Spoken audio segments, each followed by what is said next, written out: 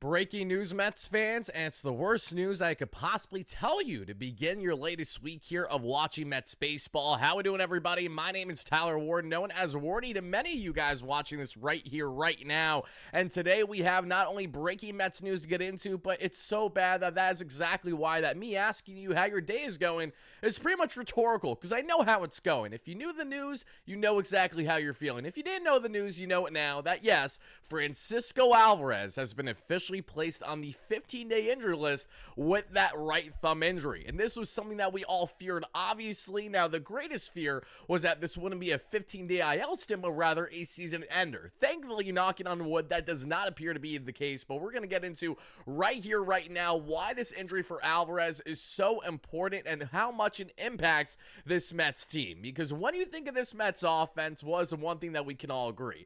The Mets have struggled all season long when it comes to runners in scoring position, up until pretty much the past week and a half now is when they finally started to turn things on and get something going there. The Mets have been so much better with the offense as of late that we've seen over the past calendar week, and one of the biggest factors as to why that's been the case has been Francisco Alvarez. So let's get into your initial reactions right here, right now. Let me see in the comments down below not only your frustration level, but your concern level that Alvarez is now out for at minimum the next 2 weeks with injury. And it pains me so much to say this because, guys, listen, I get it. The knee-jerk reaction by many fans is going to be Alvarez is a liability, but he can't stay healthy. I completely understand the frustration. Alvarez, last season, we saw him rounding first base there in LA, hurts his thumb there as his thumb dug into the ground, and he missed a good period of time. Then we see this season, before the year even begins, he has another hand-related injury with a hamate bone, and that had him not start the season on time. And while Alvarez was out,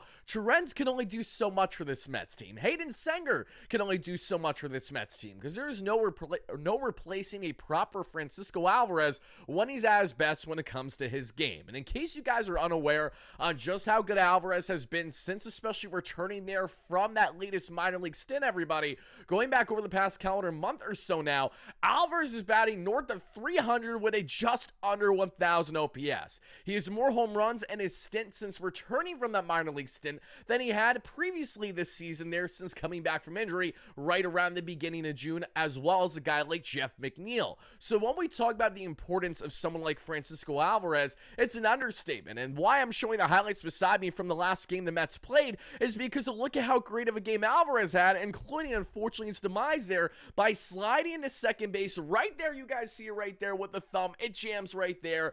Oh my goodness gracious. Hand injuries and Francisco Alvarez are like cheese and wine because they pair so well together. They're happening all the time. I completely understand the frustration, but guys, this is as fluke of an injury as they come, unfortunately. Unless you want to make the argument and say, hey, Alvarez should be sliding to second base feet first, which again, there's a reason why a lot of guys are going to be diving in head first to second base. It's a pretty normal thing to do, but unfortunately for Alvarez, he just had the worst injury possibly happen yet again because it's a hand. The only positive to take out of this is twofold, everybody. It is one, it's his right hand. It's his throwing hand, it's not his catching hand. So at least there is a positive in the sense of saying that hopefully, barring no setbacks, we will get him back right around 2 or so weeks from now.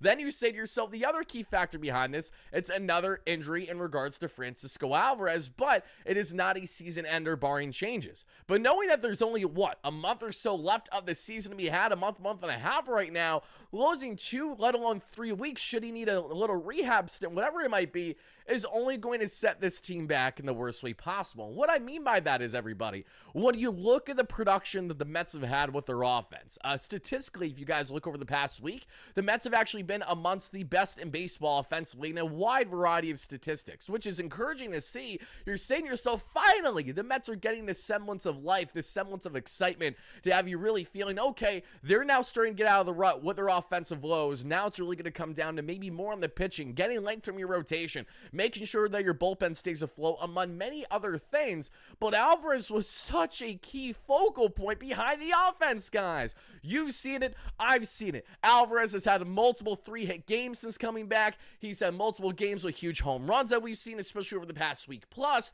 this guy has been a gap-to-gap machine. There's been so much to love about Alvarez and his game, and his defense has also improved as well. It's not perfect. I understand he's still allowing some pass balls to happen that otherwise shouldn't be happening, but his game calling has been been pretty rock solid from everything that we've seen, at least right now, since returning from that latest minor league stint. And what's so discouraging about Alvarez going out with injury is not only how much of a focal point he's been behind the Mets offense finally surging, but ultimately, the type of personality that Alvarez is exactly the kind of guy that you know that if you don't have it in your clubhouse, if you don't have it on the field, it's going to hurt your team. It's going to hurt the team morale. There's no doubt about it. And this is not a slight on the Terenzes and the Sengers of the world, but Alvarez is such a charismatic, really extroverted type personality when he's right and feeling himself. And we've seen him show those personality and the flashes of brilliance, which has been his confidence over the past, especially over the past 2 to 3 weeks.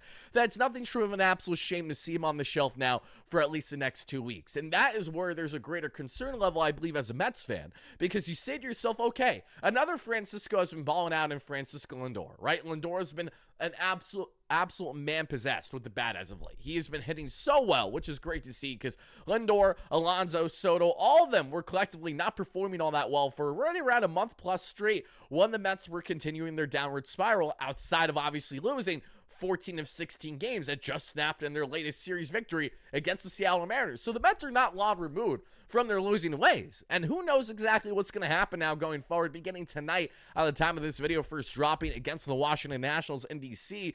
But the Mets have to take advantage of what their schedule is allowing them to do right now. When you look at the next matchups for the Mets, they have the Nationals, then they have the Atlanta Braves, and then after the Atlanta Braves, if I'm not mistaken, they have the Miami Marlins. The Mets have a great opportunity and a great stretch to take advantage of teams below 500 the way that they're supposed to all season long. The problem now, however, is that, again, outside of Lindor, outside of the flashes of Soto, outside of the flashes of other aspects of the lineup, including Alonso now becoming the home run king, standing alone there in Mets team franchise history, Alvarez was such a key piece of this puzzle, guys. When I tell you that this man has been playing good baseball, this has been without a doubt the best baseball that I've ever seen Francisco Alvarez play since making his MLB debut all those years ago. And he's only like 23, mind you, so there's still so much potential with a player like him. But knowing how valuable he is, not only as a catcher, but as a hitter, is why this is twofold such a massive hit and blow for this Mets team. It could not have come at a worse time. In a very Metsian fashion, in a baseball god fashion, as soon as the Mets finally get some semblance of life and consistency with their offense, we are smited and we are striked down with this Alvarez injury. So now it begs the question, how would the Mets respond from here? Because by losing a guy in Alvarez, who, as I just mentioned, was batting north of 300 with the batting average and north of 1,000 there that we saw with the OPS since returning from that minor league stint, you're not going to be able to replace him properly with Terenzes and Sanger. Is it possible that the Mets may sign a grizzled veteran of a catcher externally right now to bring in for the time being? Absolutely, that's a possibility to happen if the Mets maybe don't love the idea of bringing up Sanger. Sanger is honestly the Mets' best defensive option. The guy was brilliant for the Mets in the first month and a half this year there. Framing, he was tremendous. He looked really, really good defensively, and he had a couple bloops in there that we saw, but nothing too crazy on the offensive front.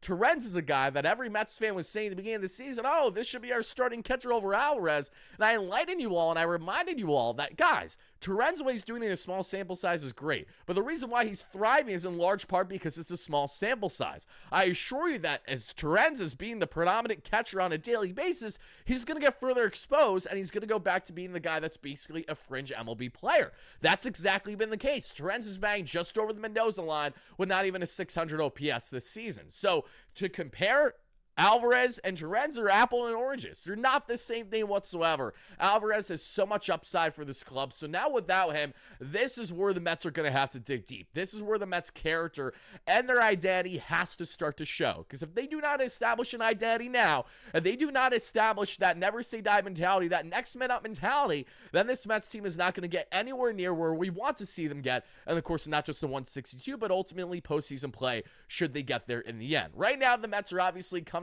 in that spot, up a game or two on the Cincinnati Reds that we see for that final wildcard spot. There's still 5+ games out of the Philadelphia Phillies, if not 5.5 now, because Logan Gilbert had to be batting practice for the Seattle Mariners against Philadelphia last night at the time of recording this one. The Mariners, after losing 2 out of 3 against the Mets, haven't helped the Mets whatsoever now that they're in Philadelphia, and I said it that way for a reason. But to continue on this, everybody, it now is going to be looking at the core. Lindor, Alonso, Nimmo, and Soto. The Fab Four, as Steve Cohen loves to call them. We're now relying on them and depending on them more than ever before. Losing that huge bat in Alvarez is absolutely detrimental for this club. But it's not something that they can't handle. The only concern that I think I have, and many of you Mets fans watching this right now, the concern level has more to do with the fact that even when Alvarez was out with injury, yes, the Mets actually had themselves a very successful first month and a half of the season. And ironically, the Mets started to have a up and down summer when Alvarez and McNeil returned in that National Series a couple months ago to begin June, because they were rolling before then. And then after that, they were kind of up and down for a while. We know that for sure. I'm not trying to connect the dots here, but Alvarez was a liability earlier this season. Then over the past month now, since coming back from that minor league stint, he has been anything but. He has been one of the most important players in this Mets lineup on a daily basis. There's no ifs, ands, or buts about it. So by losing that bat, you look at your Fab Four, your core to really get the job done. They have to have that next man up mentality, that never say die mentality until the final out. Then you look at the core young group of this club. You look at the Vientoses, right, who finally found that home run power again. This is now time, a huge opportunity, Vientos, to see if he can break out and hopefully get more daily opportunity in that DH position. As much as I like Starling Marte, who can bat 280 in his sleep, Marte's not known for the power implementation. While he can certainly drive into one every now and then, a guy that's going to give you a greater possibility to win with gap-to-gap and home run potential is undoubtedly going to be Swaggy V and Mark Vientos. So hopefully this is now going to be, while Alvarez goes down, it's the start of something special building with Mark, but it's all going to be indicative on daily playing time, courtesy of Carlos Mendoza at the DH spot. Has to be DH. Stop with the nonsense at third base. It makes zero sense for a guy who's a huge liability at third base to play third base like twice a week. It makes zero sense whatsoever. It's not helping his trade value, nor is it really helping the club. So you might as well keep the guy in the DH position where he can solely focus on what he knows is important for himself in the club, and that's the bat first mentality. Vientos is never going to win games for the Mets single-handedly defensively, but he most certainly can on the offensive front with that bat especially. So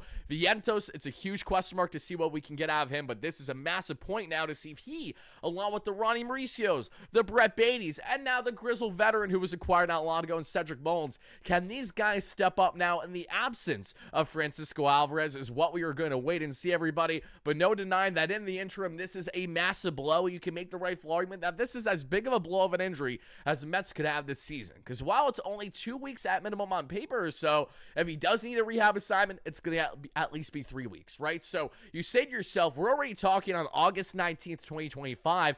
Alvarez isn't returning any sooner than as we get into early September. Folks, the last month of baseball before playoffs is September. So we do not have much time to work with here. So the boys have to act fast. Do not be surprised if they acquire a grizzled veteran of a catcher just to kind of keep things afloat in the interim for right now. But in the meantime, guys, it's going to be really indicative to see how this team can come together, dig deep, work on the fact that this is now time. They are destined to build an identity that they have not built all year long. If there's any opportunity to do it, it is now while facing adversity yet again, because we have seen this team overcome adversity in the past, going back to when Alvarez was initially down to begin the regular season. Can Terrence just be competent enough to keep the Mets in the ball game? If Sanger gets the calls, well, we know defensively he's going to be more than fine. Offensively, can he just make sure that he's not a guaranteed out every single time out there? We're going to wait and see. But for right now, guys, yes, it is nothing short of a huge blow that Francisco Alvarez is officially being placed on the injured list. Should we find out more information on the specifics of this injury with his right thumb, we will certainly relay it on the platform. But until then, everybody, that is going to do it for our latest Mets breaking news segment. Thank you guys kindly for hitting that like and subscribe on your way out. Let me know all your initial reactions and thoughts and analysis to the unfortunate news of Alvarez going down with injury. And honestly, how do you feel as a Mets fan? Do you think that this is something that the Mets are going to be able to really rally around and build an identity from? Or do you think that this injury to Alvarez is going to be the latest demise for the club here in the Big 162? Whatever your thoughts are, drop them down below. Shout out to our amazing sponsors that make every show happen here on the platform at SeatGeek. Utilize our promo code for WardyNYM. That way you too get 10% off your next ticket purchase. Link down below in the description, as well as Moo, the official trading platform of the New York Mets. Make sure to check them out down below if you have interest. Thank you guys again for watching. I'll see you all later today for post-game coverage between the Mets and the Nationals. Until then, have a fantastic rest of your night, day, evening, whenever you're watching this. Try to pick yourself up. I'm down too along with you, but hopefully, fingers crossed, this is not going to be the absolute worst of the Mets season yet. So, guys, let's see what happens. Until then, I'll see you all on the next one. Let's go Mets, baby. Peace out.